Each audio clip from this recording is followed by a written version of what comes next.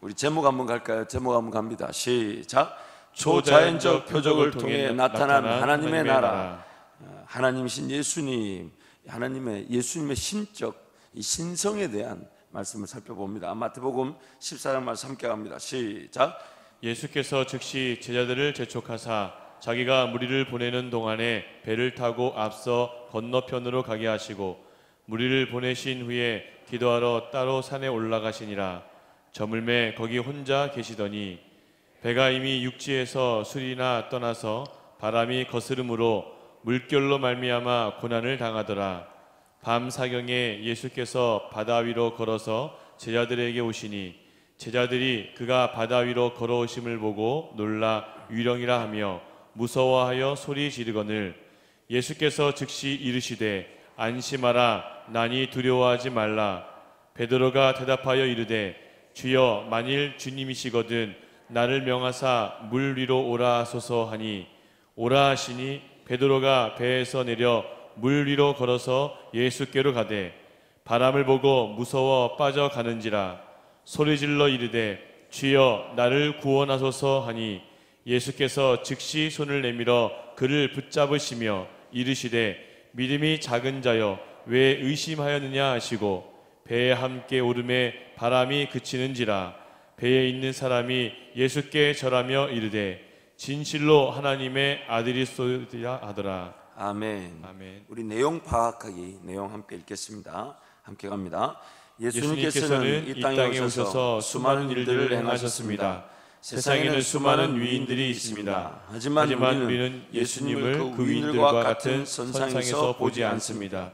왜 그렇습니까? 예수님과 같이 놀라운 일을 행하실 수 있었던 분은 아무도 없었기 때문입니다. 이랬다 저랬다라는 야사들은 있을 수 있어도 누가 그런 것들을 믿을 수 있겠습니까? 예수님께서는 놀라운 일을 행하셨습니다. 그리고 예수님의 모든 사역과 인격, 행적들을 볼 때 예수님의 기적들은 그분이 그 일을 행하셨다고 믿기에 부족함이 없습니다. 그 인격 안에 모든 것이 녹아듭니다. 하지만 온유하시고 겸손하신 예수님께서 왜 이런 특별한 일, 초자연적 표적을 우리에게 보여주셨겠습니까? 그것은 예수님 자신이 어떤 분이신지 알려주시기 위한 것입니다. 예수님은 하나님이십니다. 그리고 그것을 우리에게 기적으로 보여주십니다. 사나운 폭풍 속에서 물 위를 걸어오심으로써 예수님은 자신이 진실로 모든 창조 세계를 다스리는 주님이시며 따라서 두려워하거나 의심할 필요가 없음을 입증해 주십니다. 이에 대한 가장 적절한 반응은 무엇입니까? 예수님께 경배하고 예수님이 진실로 하나님의 아들임을 인정하는 것입니다. 아멘. 구약이든 신약이든 하나님이 직접 그 백성들 가운데 나타나신 사건을 한문으로 신현현이라고 합니다. 이 하나님 신자에 드러날 현자의 존재 현자, 드러날 존자 현자 그대로 써서 신현현이라고 부르기도 합니다. 그리고 꿈에서 어떤 환상이나 계시, 외적인 어떤 현상이 아닌 꿈이나 환상을 본 것은 현현이라는 말을 쓰기도 하죠. 그래서 이 신현현, 하나님께서 친히 그 백성들 가운데 하나님의 그 신적 존재를 드러내신 것. 오늘 본문 말씀은 예수님께서 자신의 하나님 되시는 그 분명한 신적 이 존재를 드러내신 사건입니다. 물 위를 걸으셨죠. 그래서 그 물을 세상 모든 만물을 지배하시는 주권자이시며 통치자이시며 다스리시는 자이심을 우리에게 보여주고 있습니다. 그래서 예수님은 참 사람이셨으며 또한 참 하나님이십니다. 이것을 좀 더 여러분 쉽게 이야기하겠습니다. 이렇게 죄송합니다. 이렇게 이해하면 좋습니다. 참 사람이다라는 말은 우리를 구속하기 위한 대표가 되셔야 되기 때문에 참 사람이셔야만 합니다.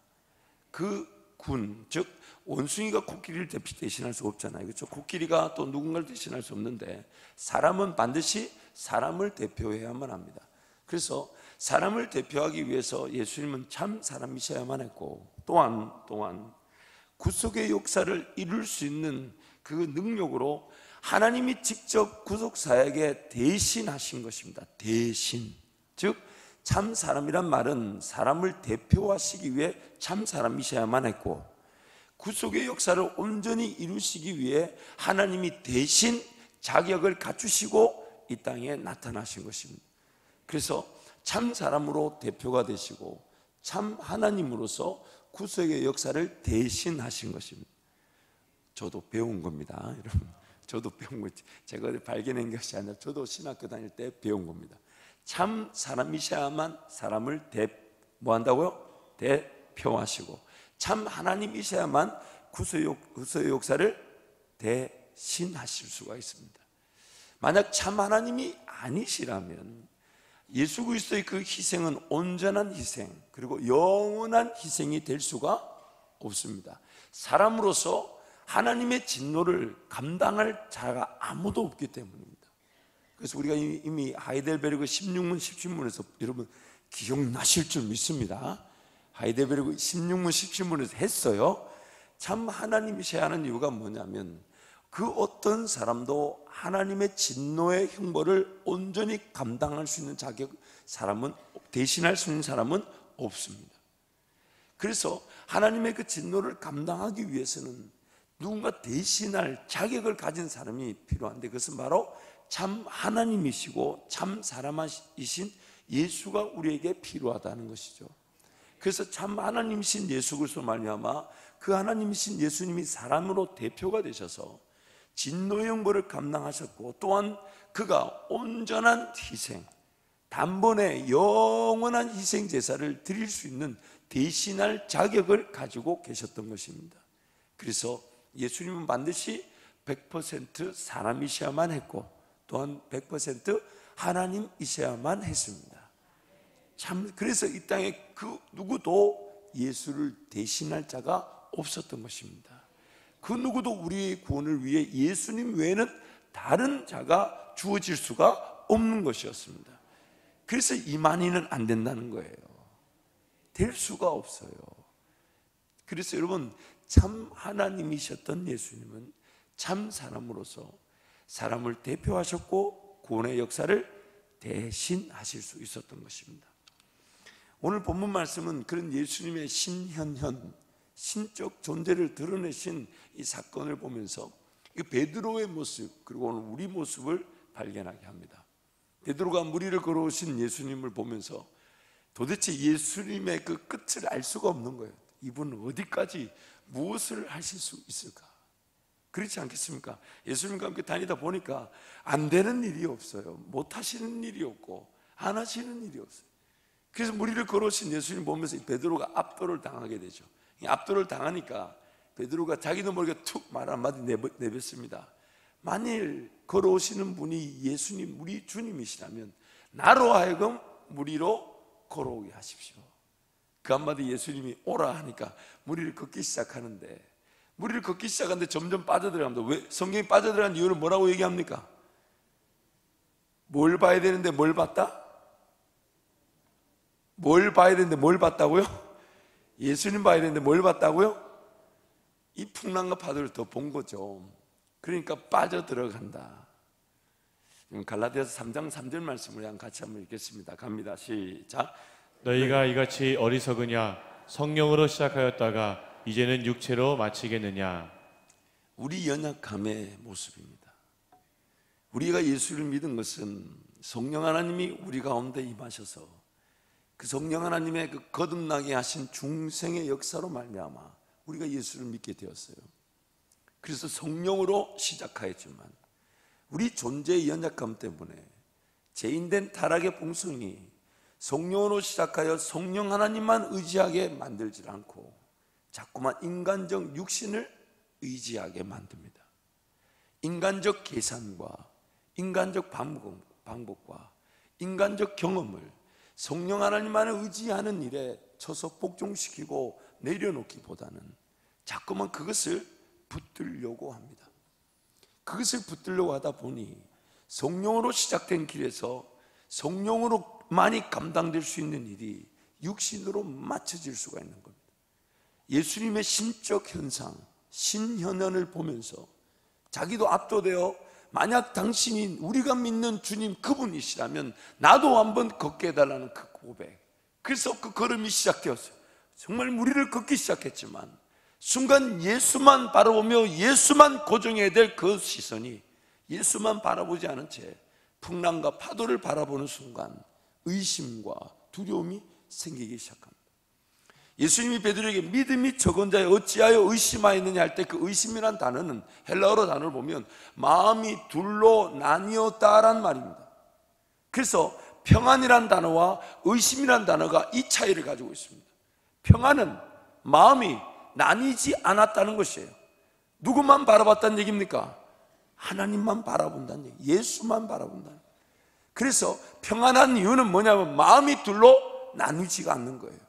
그런데 마음이 둘로 나뉘는 순간 의심이 일어나며 믿음이 깨어지고 내 인간적인 생각이 성령으로 시작한 일임에도 불구하고 육신으로 육체로 맞춰질 수가 있다는 것입니다. 종종 그런 일이 있습니다. 분명히 기도하는 가운데 하나님이 시작해 하셨는데 그 일이 진행되지 않고 열매를 보지 못하는 경우가 있죠. 왜입니까? 하나님이 시작하신 일이 맞을 수 있지는 몰라도 하나님이 시작해 하셨다는 이유로 자신의 인간적 힘을 투입하는 순간 그 일은 결코 진행될 수도 없고 열매를 맺을 수가 없습니다. 여러분, 믿음의 세계를 걸어간다, 이 굉장한 의미를 담고 있습니다. 주님이 나로 하여금 하나님만 바라보게 하셔서 내가 하나님만 바라봄으로 마음에 감동이 되어 발걸음 내디딘 순간 우리가 경험하게 되는 것은 아무것도 보이지 않고 더 답답해진다는 겁니다. 왜냐하면 주님만 바라보게 하시기 위해서, 주님만 바라보게 하시기 위해서. 그래서 하나님이 시작해 하셨는데 왜 일이 되지 않는지, 왜 열매를 거두지 않는지, 왜 이렇게 회사를 닫고 문을 닫아야만 하는지, 여러분, 우리가 우리 방법과 우리 생각으로 주님이 열어놓으신 길을 걷고자 했기 때문입니다. 주님이 길을 인도하신다 하실 때에, 새로운 믿음의 세계의 일들을 우리 가운데 역사로 나타나게 하신다 하실 때에, 그 능력과 권세를 맛보며 그 일이 반드시 일이 되게 하실 때에, 우리를 하여금 길을 걸어가게 하실 때에, 우리가 그 길을 걸으면 걸을수록 주님과의 관계는 더 돈독해지기 위한 것이고, 주님 사랑은 더 뜨거워지기 위한 것이고, 나의 주님을 향한 시선과 기도는 더 불타오르도록 하기 위해서, 주님을 더 의지해 볼 수 있도록 하기 위해서 그 길을 걷게 하시는 것인데, 시작은 했으나, 물론 시작도 못하는 경우도 많죠. 음성을 못 들으니까. 그러나 주님 바라보는데 시작은 했으나 그것이 일이 되려고 하기 위해서는 더 주님을 의지해야 되는데, 내 인간적인 힘과 능력으로 그 주님의 시작해 하신 일을 붙들고 성사시키려고 하고 나타내려고 덤벼들더라는 것입니다. 그래서 주님께 더 달려나오지 않는 경우가 많습니다. 어떤 사업의 새로운 기회, 직업의 새로운 기회, 심지어 아가씨 때하고 총각 때는 그렇게 뜨거웠는데 결혼하고 사라지는 경우가 종종 다른 교회에 있었다고 합니다. 결혼을 하면 하나가 돼서 더 잘 나와야 되는데, 그리고 애가 태어나면 그 하나 키우는 게 그리 어려운 건 잘 모르겠네. 저희 사모님 셋도 혼자 잘 키우던데. 여러분, 중요한 것이 있습니다. 우리 인생길, 성령 하나님이 우리를 길을 인도하신다 하면 우리 삶은 그 성령 하나님을 더 의지하고 더 바라봐야만 합니다. 그러나 안타까운 것은 죄로 말미암아 타락한 나의 본성이 그것을 그렇게 좋아하지 않더라는 거예요. 쉽게 표현해서 예수만 바라보라 할 때 예수만 바라보는 그 자체가 인생의 진정한 능력이 될 것처럼 내 본성이 받아들이지 않더라는 겁니다. 타락한 이 본성이 정말 예수만 바라보면 정말 그분이 일을 이루어 주실 것이라는 믿음을 가지지 않더라는 거예요. 마음에 들지 않는 거예요. 지금 당장 해결해야 할 일에 구체적인 기적이나 음성이나 능력이 나타나기를 바라지, 예수만 바라보는 것으로 삶이 부러질 것을 믿지 못하게 만든다는 거예요. 내 이 본성. 이 베드로 기사를 정정히 처음부터 끝까지 한번 보게 되면, 다음엔 한번 이런 표현 좀 죄송합니다. 제가 성경을 보면서 내가 이 사람보다는 낫다고 생각했던 적이 구약에 한 명, 신약에 한 명이 있어요. 현재 개인적인 겁니다. 뭐 천국 가서 욕을 먹을지언정 어쨌든 구약에는 저 이름 누차 성공했죠. 누굴 것 같아요? 누구라고 했죠? 우리 장로님 하시는 야곱이 야곱. 저는 그 정도는 아니에요. 정말 사랑하는 가족들은 뒤로 탁 빼고 그 자기가 원치 않았던 그 마누라와 아이들은 앞에 탁 세우면서 이렇게 말하죠. 한 때를 치면 한 때가 도망갈 것이라고. 야, 그런 인간이 어디 있습니까? 그걸 성경에 영원히 기록했을 정도로 그 야곱의 속셈께 야곱 같지는 않다. 제 스스로 물론 조금 교만한 분위기는 있습니다만은, 그리고 신약은 이 베드로를 볼 때마다 굉장히 위로를 받습니다. 아, 하나님이 바꾸시지 못할 사람은 없다. 왜냐하면 베드로가 자충우들 얼마나 많은 일을 겪었어요. 근데 베드로 보세요, 막 좀 단순해요. 압도 당해가지고 완전히 주님께 사로잡혀가지고 완전 주님만 바라볼 것처럼 얘기했다가 돌아서가지고 예수를 부인하고 배반하고, 얼마나 감사하단 말이죠. 그렇고 위로를 받아요. 나 같은 인간이 여기 또 있었구나. 그래서 특히 베드로를 보면, 여러분 마태복음 16장을 보면 이런 말씀이 있어요. 16장 16절 말씀 보면 함께 갑니다. 시몬 베드로가 대답하여 이르되 주는 그리스도시요 살아계신 하나님의 아들이시니이다. 그러니까 17절에 예수님이 이렇게 얘기하시죠. 예수께서 대답하여 이르시되 바요나 시몬아, 내가 복이 있도다. 이를 내게 알게 하니는 현육이 아니요 하늘에 계신 내 아버지시니라. 그 예수 그리스도의 말씀에 그 압도돼 가지고 사람들이 뭐라 나를 누구라 하냐 할 때 막 사람들이 엘리야다 세례요한이다. 근데 이 베드로가 탁 주는 그리스도시요 살아계신 하나님의 아들입니다. 예수님이 뭐라냐면 이걸 알게 한 거는 혈육, 즉 네 인간적인 것에서 시작된 것이 아니라 하나님이 알게 하셨다. 무슨 말이냐면 베드로는 아무 생각 없이 자기도 모르게 고백했다는 얘기예요. 뭔가에 사로잡혀가지고. 그런데 바로 22절 말씀 보면 갑니다. 베드로가 예수를 붙들고 항변하여 이르되 주여 그리 마옵소서, 이 일이 결코 주께 미치지 아니하리이다. 무슨 얘기냐면 예수님이 죽고 3일 만에 부활할 사건에 대해 얘기하니까 그걸 붙들고 절대로 그런 일 일어나면 안 됩니다 이렇게 얘기했다가 예수님한테 23절에 엄청난 소리를 듣죠.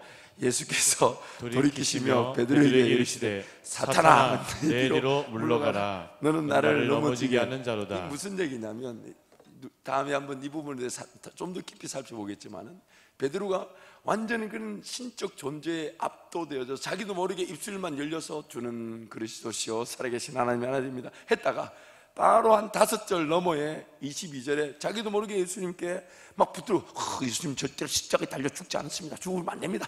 자기도 모르게 그런 말 하니까 예수님이 베드로야 너 틀렸다 이렇게 안 하고 뭐라고 얘기하십니까? 사탄아 이렇게 얘기하시죠. 지금 베드로가 어디에 사로잡혔다는 얘기인가요?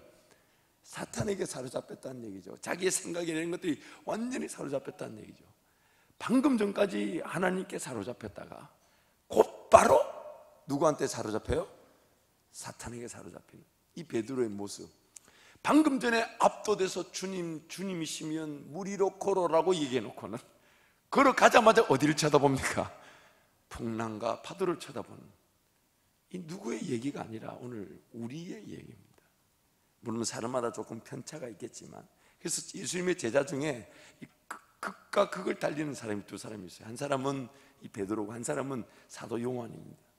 사도 요한은 정말 그 베드로가 부인하는 장면이에요. 베드로를 끌고 다니면서 끝까지 인내하는 자로 자꾸 등장해요. 그래서 요한복음에서 사도 요한이 자기를 가리켜서 예수의 사랑하시는 자 이렇게 자기 스스로가 글을 쓰면서 그렇게 표현을 했죠. 실질적으로 그러했기도 하고요. 그러나 그 사람마다 편차가 좀 있겠지만 베드로가 가진 이 약점이 오늘 우리가 가진 인간적인 약점이에요. 막 기도하면서 막 뜨거워져가지고 자기도 모르게 그렇게 하나님 결정하겠습니다, 결단합니다, 40일 작정 헌금합니다. 근데 식어지죠. 하루하루 빼먹기 시작하고 작정했는데 빼먹고 이런저런 이유로 빼먹고 하나님 내가 처리하겠습니다. 그래서 첫날에 한 40여 명 왔는데 지금 25명으로 줄었어요.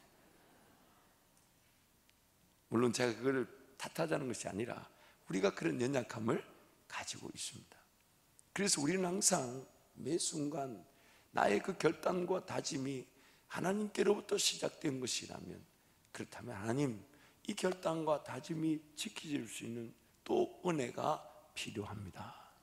은혜가 필요합니다. 끊임없이 예수만을 바라보는 그런 은혜가 주어지지 않으면 우리는 그 연단의 길을 걸어갈 수가 없습니다. 감사한 것은 이 베드로가, 이렇게 왔다 갔다 했던 이 베드로가 나중에는 그 예수 그리스도 그분의 성령에 완전히 사로잡혀서 사도행전에 나오는 그 놀라운 성령 행전이라 불리는 성령의 인도하심을 경험하고, 나중에는 예수 그리스도의 죽으심까지 사모하면서 그 역사의 전승에 의하면 십자가에 자기가 어찌 예수님처럼 그대로 달려 죽겠냐고 거꾸로 달려 죽는 그런 사모함으로 주님을 섬기고 주님을 따르는 자로 우리에게 소개되고 있습니다. 예수만을 바라본다는 것, 성령으로 시작하였으나 예수만 바라보지 않으면 우리 육신적인 힘으로 실패해질 수 있고 결국 끝까지 가지 못할 수가 있습니다. 그래서 우리에게 끝까지 경고하시는 거예요. 예수만 바라보자.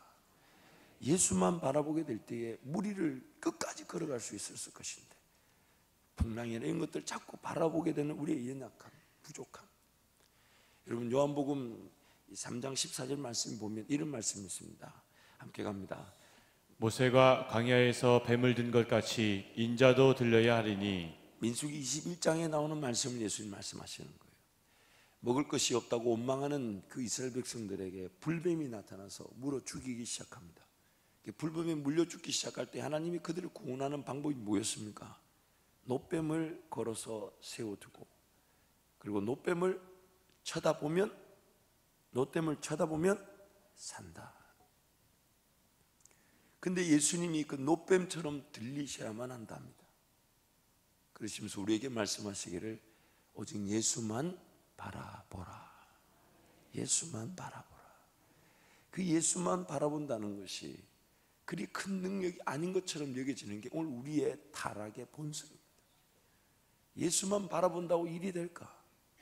좀 더 쉽게 여러분 우리가 종종 던지는 질문을 한번 질문해 볼까요?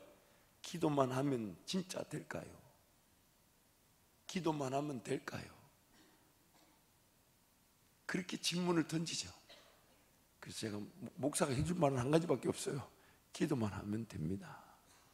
기도만 하면 됩니다. 정말 우리의 이 본성 자체가 그 하나님의 온전한 창조 질서와 그 원리를 잘 받아들이지 못하게 합니다.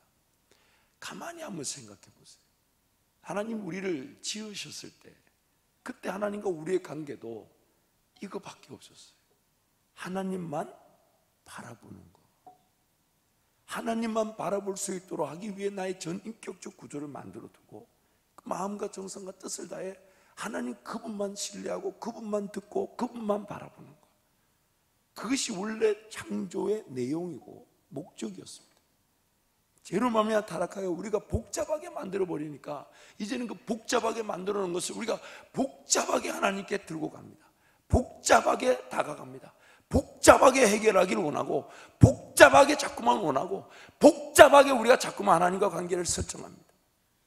그래서 예수만 바라보는 그 자체가 마음에 와닿지가 않는 거예요. 정말 예수만 보고 있습니다. 그럼 성경은 어디까지 얘기합니까? 예수만 바라보다가 삶이 끝나면 그것으로도 하나님께 영광이 되지 않냐는 거예요.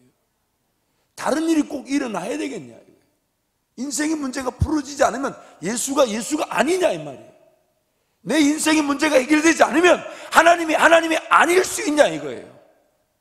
인생의 문제가 해결되지 않아도, 어려움이 해결되지 않아도 나를 지으신 창조주 하나님, 내 인생의 끝에 나를 만나게 되실 하나님, 지금의 인생의 문제 어려움이 해결되지 않아도 내가 예수 그리스도를 부인할 수 없다면 예수 그리스도만 바라보는 것은 우리 삶의 진정한 자유와 행복과 기쁨이 삶의 전부가 되는 것입니다. 그럼에도 불구하고 흐트려진 나의 시선들, 이리저리 기웃거리며 분산되어져 있는 나의 삶의 에너지들, 나의 시간들, 나의 물질들, 예수만 온전히 바라보도록 시선이 고정되어 있지 않은 다른 여러 문화들, 삶의 형태들, 자세들, 또 살아오면서 나름 경험들, 지식, 이런 것들이 풍파와 파도처럼 막 일어나니까 예수만 바라보고 시작된 그 걸음에서 그 다른 것들을 보게 되며 빠져들어가게 되는, 생명의 주인 되신 주님 때문에 창조 질서 위를 제패하시고 다스리시는 주님처럼 무리를 거듭가다가 만약 주님만 바라보지 않으면 내가 시작한 그 걸음이 도리어 저주의 바다가 되어버릴 수가 있습니다. 주님만 바라보며 시작된 승리의 길이 주님만 바라보지 않으면 수치와 거절과 낭패를 당할 수가 있습니다. 그래서 이제는 그런 수치와 거절과 낭패를 당하지 않으려고 아예 믿음의 세계를 걸으려고 하지 않을 수가 있더라는 거예요. 엄청난 폐단이죠. 주님만 바라보는 것 자체가 내 생활에 일상화되어 있지 않다 보니까 주님만 바라보며 걸어가는 그 길에서 혹시나 수치와 거절을 당하고 시작했는데 일이 안 되면 어떡하고 시작했는데 성과가 나타나지 않으면 어떨까 싶어서 나도 모르는 사이에 방어 기제가 발동되어서 믿음의 세계 자체를 기대하지도 않고 사모하지도 않고 순종하려고 하지 않고 덤벼들려고 하지 않게 되더라는 겁니다. 그러면서 점점 신앙생활이 내 인간적 육신으로도 감당되어질 수 있는 수준으로만 감당되어질 수 있다는 거예요. 어제 말씀에도 나눴지만 과연 내 삶에 오늘 내가 예수 그리스도만 의지하고 있는 거 아니면 예수 없이도 가능한 신앙생활을 하고 있는 거, 성령 하나님만을 사모하고 기대하고 있는 거 아니면 성령 하나님이 없어도 되는 신앙생활을 하고 있는 거. 굉장한 도전이죠.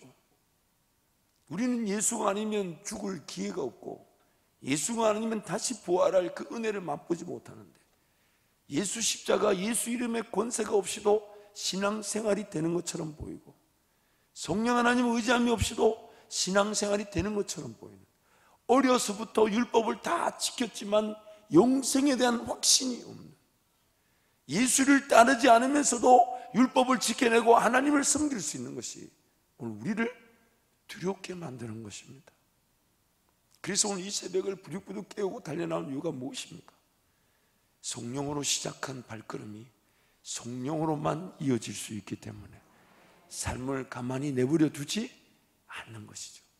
자발해서 자원적으로 정말 깨우는 거죠. 왜냐하면 가만히 내버려 두면 알아서 죄의 길, 사망의 길, 망하는 줄 모르고 막 걸어가 버리니까 성령으로 시작한 일이 육체로 맞춰질 수 있으니 끊임없이 깨워서 하나님 앞에 갖다 놓고 예수만 바라보는 것입니다. 그래서 예수님이면 충분합니다. 예수님이면 충분합니다. 그 어떤 우리의 도울자, 목자가 존재하지 않습니다. 오직 예수, 오직 예수. 그래서 이 새벽을 기대하십시오. 하나님이 둘 중 하나의 은혜를 반드시 주실 것인데, 만약 이거 아니면 이건데, 첫 번째는 그토록 사모했던 우리의 인생의 길에 분명히 봐야 될 하나님의 뜻을 깨닫게 하시든지, 그 문제에 대해서, 그 어려움에 대해서, 혹은 행할 길에 대해서, 택할 길에 대해서 하나님의 뜻을 어제까지 듣지 못한 게 오늘 들리는 게 이게 하나님의 은혜거든요. 그런데 그게 없으면요, 하나님이 인내할 수 있는 만지심과 위로로 함께 하십니다. 예수만 바라보며 인내할 수 있도록 도와주실 것인데, 이것이 삶을 깨운 자들이 누리는 은혜죠. 둘 중에 하나가 반드시 나타나게 됩니다. 오늘도 하나님이 그저 만져주시면 주님 내일 또 기다리겠습니다. 언제일지 모르지만 주님 또 기다리겠습니다. 그렇게 기대하게 되지만 오늘 만약에 그 뜻을 발견해 되면 오늘 그 뜻에 따라 삶을 재편하고 버릴 건 버리고 포기할 건 포기하고 붙들 건 붙들고 걸어갈 길은 걸어가게 하셔서 그 은혜 자리에 이르게 하시지만, 그것이 아니더라도 오늘 하나님은 이 새벽을 깨우며 주님 사모하는 저와 여러분에게 위로하실 것을 위로하시며 만져주실 걸 만져주시면서 반드시 누려야 될 하나님의 임재와 확인, 또한 길을 인도해 주시는 그 선한 목자 되신 주님의 인도하심을 보게 할 줄 믿습니다. 우리 옆에 분에게 한번 축복하시죠. 예수만 바라봅시다. 예수만 바라봅시다. 그것이면 충분합니다. 기도하겠습니다. 하나님 아버지, 은혜와 사랑을 진심으로 감사합니다. 예수만 바라볼 수 있도록 하기 위해서 우리를 구원하여 주시고 예수만 바라보는 것으로 쳐다본 즉 살아나는 은혜를 누리게 하심을 감사합니다. 그러나 인간적인 생각과 방법은 예수만 바라보는 것 자체를 의심하게 하고 예수만 바라보는 것 자체가 능력이 되지 않는 것처럼 여기게 하는 우리의 연약함을 불쌍히 여겨주시고 성령으로 시작한 발걸음 예수만 바라봄으로 성령으로 진행되고 성령으로 열매를 거두는 놀라는 은혜를 누리게 하여 주옵소서. 하나님, 40일을 작정해서 귀한 예물을 구별하여 드리며 또한 1천 문제를 작정해서 주님께 드리나 이것이 육체로 맞춰질 수 있는 연약함을 불쌍히 여겨주시고 작정한 기도의 제목들, 작정한 귀한 예물 온전히 드릴 수 있는 은혜와 그로 인하여 하나님께 더 구별되어지는 삶이 되게 하여 주옵소서. 귀한 예물을 통하여 하나님 나라와 영광만이 사모되어지며 나타날 수 있도록 사용하여 주옵소서. 예수님 이름으로 축복하며 기도합니다. 아멘.